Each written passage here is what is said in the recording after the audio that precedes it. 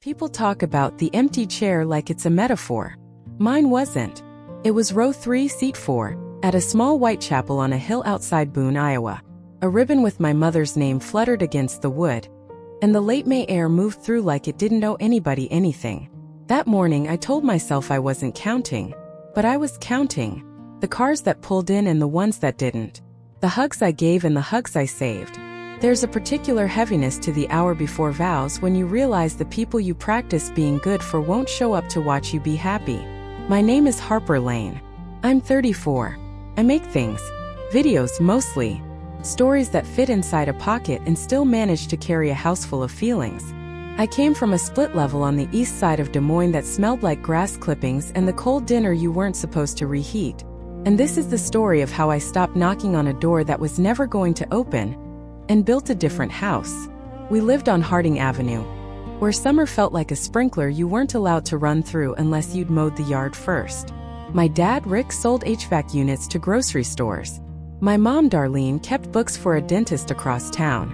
My brother, Connor, had a varsity jacket by sophomore year, and an orbit big enough for the whole neighborhood to get dizzy in.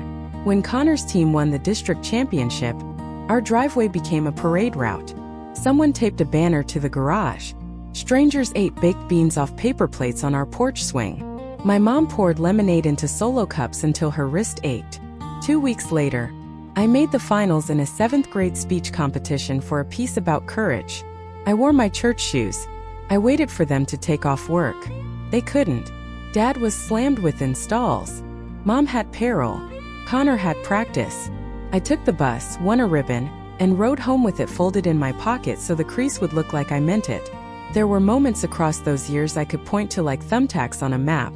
The night I got the lead in our town and my parents couldn't sit for 2 hours.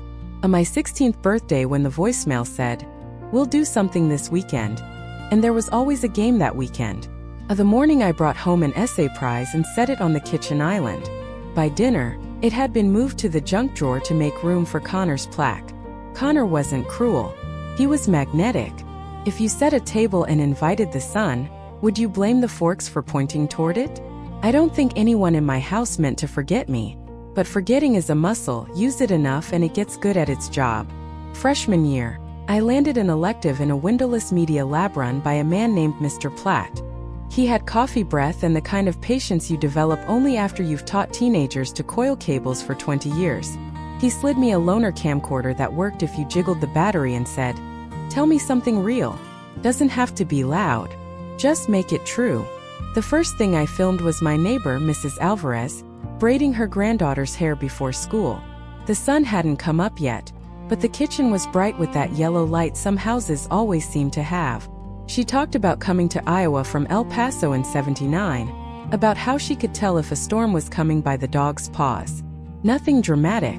But when I cut the footage together, it felt like the kind of quiet the world needed to hear. I submitted it to a community media showcase. My parents didn't come. Connor had film study night with the team. I told myself it didn't matter. But when they called my name for first place, something in my chest whispered, "Remember this." A stranger shook my hand like I'd done something valuable. I tucked the certificate into my backpack and later taped it to my closet wall, because there wasn't a shelf in the living room where my life made sense. I started a channel. No big announcement, just a username with my initials and a blue banner I made in Canva. I posted 2-minute stories about people who'd never been asked for one. The night custodian who hummed while he mopped, a barista who was saving for dental hygienist school, a crossing guard who knew every kid by name. 30 views became 300. Comments from people I didn't know said, "I feel like I know her." I didn't know how to explain to my family that being seen by strangers was saving me. I got into Drake University's digital media program with a partial scholarship and a full-time case of imposter syndrome. My parents said they were proud and then mentioned the cost of Connor's off-campus housing. No checks came from home. I stacked 2 part-time jobs, library desk by day, hotel front desk by night, and edited between them like I was threading a needle on a moving bus. College was learning to color correct on a borrowed monitor, teaching myself to record decent audio in a stairwell, writing emails that started with, "I hope this finds you well," when what I meant was, "Please believe in me." I entered every competition I could find, lost most, won one that mattered. A national short-form storytelling contest sponsored by a brand so big their logo looked like money. $10,000 and a seat at a lunch where people asked me questions like I might have answers. That check became a website, 2 decent lenses, and my first real microphone. I rebranded my channel as Lane and Light because I liked the way it read and because people were beginning to hire me to tell their stories. Small businesses, local clinics, sometimes just a person with a message and $50. Senior year at a student showcase, a woman in her 50s watched my reel and didn't blink for a long time. Her name was Marjorie Klein. She ran a small impact fund out of Omaha and said, "You have a gift for making ordinary people feel cinematic. Can you do this at scale?" I said the most honest thing I knew. "I don't know, but I want to try." With Marjorie's seed investment, $150,000 that looked like a galaxy in my checking account, I formed North Bridge Studio in a co-working space that smelled like coffee and printer toner. My first hires were 2 people I'd met in the media lab. Cobb, who cared more about sound than food, and Tessa, who could light a face with 3 lamps and a prayer. Our pitch was simple. Short stories that make people stop scrolling and start caring. We didn't overpromise. We didn't lie. We filmed a food pantry director who knew everyone's names. We cut a 30-second ad for a mobile clinic that doubled donations in a week. We told a high school custodian's retirement story, and half the town cried in the comments. Success wasn't fireworks. It was invoices paid on time. It was the slow miracle of referrals. It was the first month we made payroll without checking the balance twice. In year 3, a regional hospital system signed us for a comprehensive campaign. In year 4, a national nonprofit did the same. We weren't flashy. We were reliable. And in America, sometimes reliable is the rarest thing in the room. My parents didn't ask much.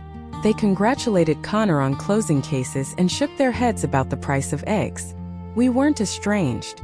We were parallel. I sent holiday boxes with cookies and cards. They sent a like on Facebook if the algorithm told them to. By year 5, we were profitable enough that I had 2 kinds of panic. The kind that wakes you up at 3 a.m. and the kind that lets you sleep until 7. An email came from a streaming platform that had been buying up boutique studios. They wanted to acquire North Bridge, keep the team, and let me lead a new short-form documentary division. It wasn't a fairy tale. It was due diligence and lawyers and me practicing the word valuation until it didn't feel like a costume. The deal closed for $17.4 million with an earnout tied to growth targets. My team got retention bonuses. Cobb cried into a takeout container. Tessa bought a reliable car. I paid off loans I'd stopped complaining about out loud. And I bought one thing that made no practical sense but that younger me would have understood perfectly. A Rivian R1S deep forest green with a roof rack I didn't need. I took a picture of it in our driveway with my hand on the hood and posted, "For the girl who walked home in the snow with a tripod." I met Evan Caldwell at a community fundraiser where the mic kept cutting out. He walked over between speakers and fixed the cable without making a thing of it. He builds sustainable farm equipment for a living, which means he thinks about complicated problems until they become simple. We talked for 2 hours about nothing and everything, and my shoulders dropped a half-inch without asking my permission. Evan loves like people who grew up with enough love to share. The kind that doesn't tally favors. The kind that thinks a house is a place where you bring your whole day home and set it on the table. He asked me to marry him on the side of a gravel road where the sky was too big for its own good. I said yes with the kind of certainty I used to save for deadlines. We planned a small wedding in a barn with a brick floor and fairy lights that didn't need to try so hard. We mailed invitations to everyone who'd ever spoken kindness into my life. We mailed one to my parents and wrote, "We would love to save you seats up front." The week before the wedding, Mom said they might need to leave early because Connor's twins had a soccer tournament. I pretended not to hear the echo of a lifetime. The morning of, I texted her a picture of the bouquet, like I could pull her toward me with peonies. She didn't respond. When the string trio began to play, the aisle was alive with light and dust. Evan's people who grew up asking 3 questions about your day and listening to the answers, filled their side like they were planting roots. My side had friends from the editing bay, clients who had turned into family, and 2 teachers whose knees crackled when they hugged me. In row 3, seat 4, the ribbon with my mother's name moved like a polite napkin in the wind. I married Evan without looking at it again. The morning after I posted the Rivian picture, my mother called. We hadn't spoken in 2 months, which is to say we were normal. "Harper," she said, voice clipped like paper. "Your father and I think we should all sit down. Sunday, 3 o'clock. They have a way of making everything sound like a dentist appointment you forgot to put on the calendar." I drove to their house with a bag of groceries because it's a reflex I never unlearn it. In the living room, nothing had moved in 10 years except the dust. Connor was already there, in a suit like he'd come straight from court just to show me he has places to be. Mom poured coffee for herself and none for me. Dad cleared his throat like a sermon. No one asked about the wedding. No one asked about the job offer that came with the acquisition. No one asked how I was, like people do in the middle of an ordinary Tuesday. Connor began. "The girls will be applying to colleges soon," he said. "Tuition is ridiculous. We'll need help. Also, interest rates." He shook his head as if the economy had been designed specifically to inconvenience him. "We're upside down on the house, and the firm's quarterly distribution was thinner than expected." Dad nodded like they were all in the same pew. "Family takes care of family," he said. Mom folded her hands. "You're in a position to be generous," she added, as if reading a line she'd practiced. I inhaled. There's a taste to certain silences, like pennies and the inside of an envelope. "What did you think of the ceremony?" I asked. "What ceremony?" Mom said without blinking. "My wedding," I said softer. She looked at the window. "We had a conflict," she said. "You know how busy things are with Connor's schedule." I set the bag of groceries down on the coffee table and lined up the apples like soldiers to keep from shaking. I did not say that I learned to tie my own shoes by watching other kids do it on the playground. I did not say that the first time a teacher hugged me in 10th grade, I stood there too long because I didn't know the rule about how long hugs are supposed to last when they aren't transactional. I did not say that when my car got towed my junior year of college because I parked on the wrong side of a Tuesday, I walked to the impound lot crying into my scarf and paid for it with tips from the hotel job. I said, "I'm helping." Connor leaned forward. "So you'll do it?" The way he said it, you'd think we'd already agreed. "I'm helping," I repeated. "Just not the way you're asking." I told them about the Porchlight Fund, a nonprofit Evan and I had set up with the first wire transfer from the acquisition. We named it for our front porch light, which we leave on for each other the way some families have for generations. The fund pays for full-ride scholarships in digital media for students from rural high schools and urban schools with shrinking arts budgets. It keeps a small emergency pool for things that make kids drop out of college not because of grades, but because of the cost of a timing belt or the price of a winter coat. We've committed $12 million so far, I said. Endowment, scholarships, paid internships at Northbridge for undergrads who don't have the luxury of being unpaid. Mentorship. Gear libraries at high schools where the media lab is one dusty camcorder in a closet. Mom's mouth opened and closed. Dad stared at the coffee table as if the apples might rearrange themselves into something that made him less uncomfortable. Connor laughed, the kind of laugh I'd only ever heard from him when someone else made a mistake. "So you're giving money to strangers," he said. "Not strangers," I said. "The kid I used to be. The one sitting in the back of a bus with a cracked camera and a ribbon nobody hung up." Connor's jaw tightened. "This is punishment," he said. "You've always resented how much time things took with my sports. You're taking it out on my family now." I stood. My voice didn't get louder. That's the thing about telling the truth. It doesn't need to shout. "No," I said. "This is mercy. For me. For you. For the part of me that kept knocking. For the part of you that never learned how to answer." I left the groceries on the table. Sometimes the kindest thing you can do is leave something useful behind. News in a town like ours moves on a breeze and sticks like pollen. Within weeks, I heard Connor had listed the house. I heard he told people I'd cut him off, which wasn't wrong. It just wasn't the whole sentence. My parents sent a Christmas card with a stock photo of pine cones and their names signed like a contract. It arrived on January 5th. I put it in the drawer with the warranty papers. Evan and I kept our porch light on. We ate dinner with his parents on Sundays. They are the sort of people who ask you how your week was and then actually want to hear the answer. Evan's mom, Lorraine, sends me her lasagna recipe every few months as if this time I will do it justice, and we will both pretend I did. His dad, Walter, brings over tools I don't know the names of because love, in his language, is not letting your fence sag. Porchlight, we launched our first cohort. 10 students. 10 stories. We matched each of them with mentors who knew the difference between feedback and pain. We bought 3 camera kits that live at the library like books do. Check one out with your card and your idea, bring it back with fingerprints on the lens and something you made. The first time a student's short aired at a community screening, her uncle stood and clapped before anyone else. I watched her face in the reflection of the exit sign, the way she kept looking down as if joy were a thing she needed to ask permission for. Afterward, she said, "I didn't think anyone would care."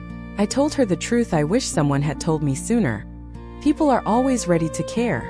They just need something real to land on. People ask what it feels like to lead a creative division inside a giant company. I tell them it's like driving a school bus full of second graders down a highway and realizing half the second graders are better drivers than you. You learn to delegate. You learn to say no to good things so you have space for the right things. We make 4-minute documentaries that live on phones and still breathe like they were shot for a movie screen. A nurse in Montana who runs a tiny clinic out of a former feed store. A formerly incarcerated chef in Tulsa who teaches teenagers to make pasta from scratch and patience on purpose. A welder in Maine who fixes boats all day and plays the fiddle on Thursdays because life shouldn't be just one sound. I read comments even when I tell myself not to. This made me call my dad. This made me apologize to my sister. This made me want to be kinder at the grocery store. The internet is a river with 1,000 hands in it. Some are there to pull you under, but some are there to hand you a towel. I still edit sometimes at midnight because that's when the beats line up like they've been waiting all day to meet. I still keep the first community certificate taped inside a drawer, a relic I touch like some people touch the doorframe on the way out. I used to compose long speeches in my head for my mother. They always started with, "When you didn't come to my," and ended with something that would split her open just enough for me to crawl inside and fix what was broken. But I don't write those speeches anymore. Instead, I write to the kid I used to be. "Dear Harper, you learned early how to be quiet so other people could be loud. You learned how to be useful, which is a short road to becoming invisible if you're not careful. You will spend years trying to become the shape of the room you're in. Stop. Put your back against a wall that doesn't move and take up the space that belongs to you. The love that doesn't show up won't feel complicated forever. It will just feel small, and you'll stop building your life to scale with it. You will marry a man who sets a plate for you before you pull into the driveway. You will be the kind of boss who knows the cost of tires. You will give away money like you're planting trees whose shade you'll never need to sit under. There will be days you still want to knock. That's okay. That door taught you the right kind of wood for building. Love, me." One afternoon, months after the living room meeting, my phone flashed, "Mom." I let it go to voicemail.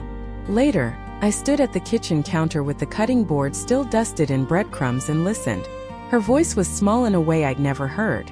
"Your dad's having surgery next week," she said. "We didn't want to bother you." There was a pause and in it a life.